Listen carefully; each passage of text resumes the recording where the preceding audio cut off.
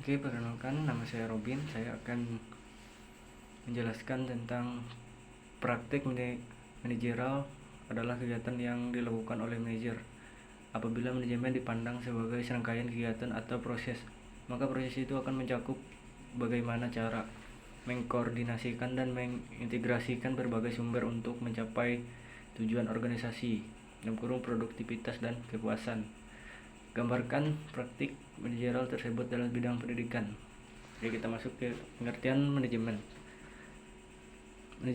Menerapkan ilmu manajemen dalam kehidupan sehari-hari tidak dapat Anda praktikkan tanpa mengerti apa itu manajemen. Pengertian ilmu manajemen secara umum wajib Anda pahami agar dapat diimplementasikan dengan sebaik mungkin secara umum. Manajemen adalah suatu proses di mana seorang dapat mengatur segala sesuatu yang dikerjakan oleh individu atau kelompok. Manajemen perlu dilakukan guna mencapai tujuan atau target dari individu ataupun kelompok tersebut secara kooperatif menggunakan sumber daya yang tersedia. Dari pengertian tersebut, ilmu manajemen dapat diartikan sebagai kemampuan dalam mengatur sesuatu agar tujuan yang diinginkan dapat dicapai atau terpenuhi. Sebetulnya hal ini sudah sering terjadi di kehidupan nyata.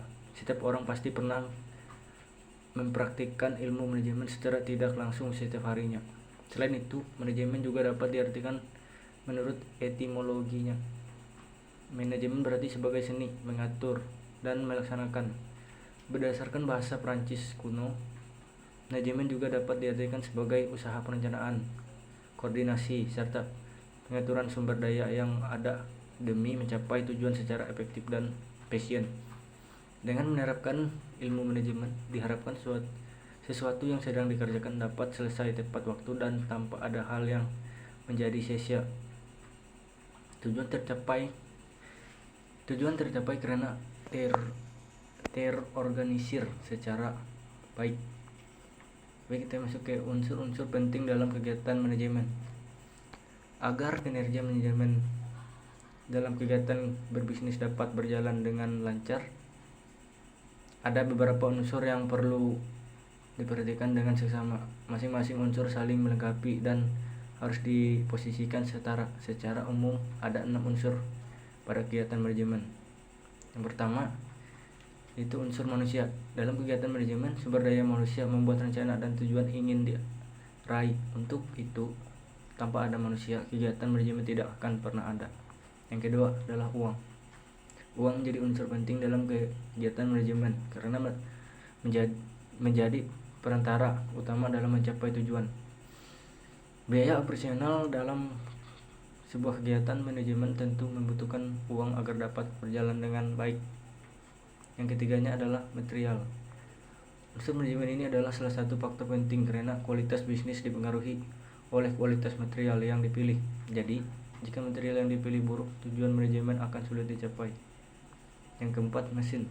Mesin merupakan unsur lain yang perlu diperhatikan. Dengan adanya mesin atau teknologi, pekerjaan yang dilakukan oleh sumber daya manusia pasti akan lebih mudah. Tujuan pun dapat tercapai dengan lebih efektif. Yang kelima, unsur ini mempengaruhi kinerja dalam sebuah manajemen. Jika metode yang dibuat berdasarkan target, fasilitas, waktu, uang, dan kegiatan bisnis, kegiatan manajemen pasti akan berjalan lebih lancar lagi. Unsur ini juga perlu mendapat campuran tangan manusia agar dapat tercipta dengan baik. Fungsi dari ilmu manajemen yaitu sebagai elemen yang harus ada dalam kegiatan manajemen sebagai acuan dari seorang yang bertugas sebagai pengelola atau manajer. Manajer inilah yang bertugas untuk memastikan bahwa tujuan dapat tercapai dan membuat perencanaan, koordinasi, dan pengendalian. Dalam ilmu manajemen ada 5 fungsi yang saling mempengaruhi satu sama lain. Fungsi tersebut antara lain perencanaan, pengorganisasian, penempatan atau stepping, pengarahan, dan pengawasan. Tanpa adanya salah satu dari fungsi ini bukan tidak mungkin kegiatan manajemen akan berakhir tak sesuai rencana atau tujuan. Yang pertama, perencanaan adalah Perencanaan adalah pertama yang wajib dilakukan oleh seorang manajer. Dengan adanya perencanaan, manajer mengevaluasi segala tindakan, baik yang sudah dilakukan maupun yang belum. Tanpa adanya perencanaan yang matang, tujuan dari kegiatan manajemen tidak akan tercapai. Yang kedua, setelah itu, jalankan fungsi pengorganisasian tujuan untuk mempermudah proses pengawasan yang dilakukan manajer. Fungsi penetapan manajer bertugas untuk menetapkan sumber daya yang tersedia sesuai dengan kebutuhan. Dengan begitu, proses pencapaian tujuan dapat dilakukan dengan lebih efektif dan efisien. Yang keempat, fungsi pengarahan sebagai upaya agar perencanaan yang telah dibuat dapat berjalan dengan lancar. Jadi, pengarahan perlu dilakukan agar segala sesuatu yang dilakukan dapat berjalan dengan sesuai arahan atau perencanaan. Yang kelima, terakhir, fungsi pengawasan. Tujuan agar kegiatan manajemen dapat berlangsung sesuai rencana. Jika tidak berjalan dengan baik, dapat dilangsungkan proses evaluasi. Jadi, tujuan manajemen pun dapat tercapai lebih efektif dan efisien. Gambaran praktikum berjalan di bidang pendidikan.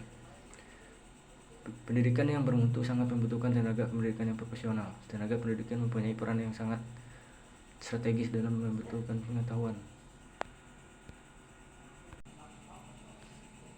Tenaga pendidikan mempunyai peran yang sangat strategis dan membutuhkan pengetahuan, keterampilan, dan karakter peserta didik. Oleh karena itu, tenaga pendidikan yang profesional akan melaksanakan tugas secara profesional pula, sehingga menghasilkan tamatan yang lebih bermutu.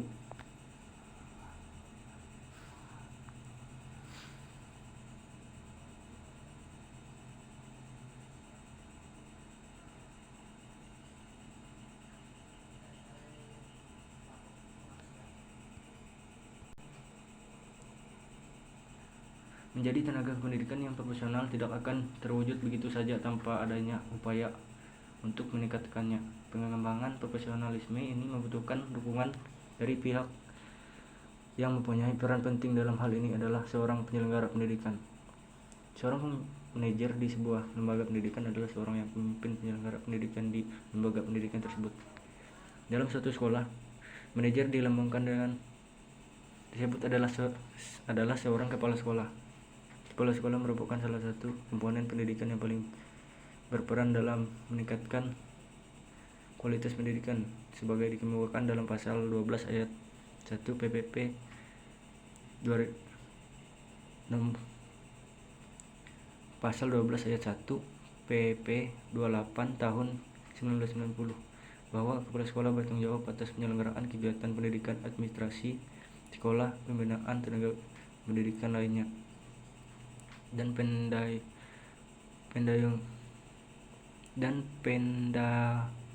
penggunaan serta pemeliharaan sarana dan prasarana.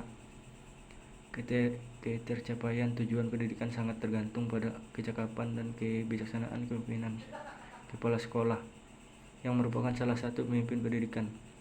Kepala sekolah merupakan seorang pejabat yang profesional dalam organisasi sekolah, yang bertugas mengatur semua sumber organisasi dan bekerja sama dengan guru-guru dalam mendidik siswa untuk mencapai tujuan pendidikan.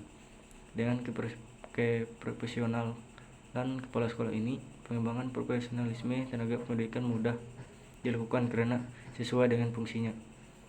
Kepala sekolah memahami kebutuhan sekolah yang ia pimpin, sehingga kompetensi guru tidak hanya memandang pada kompetensi yang ia miliki sebelumnya, melainkan bertambah dan berkembang dengan baik, sehingga profesionalisme guru akan terwujud.